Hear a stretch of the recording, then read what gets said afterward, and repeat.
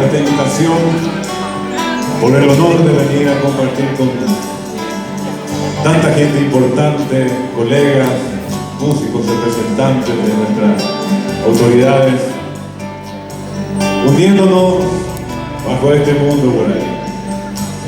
Traemos este ramillete de canciones de la ciudad de Villarrica y esperamos que les guste.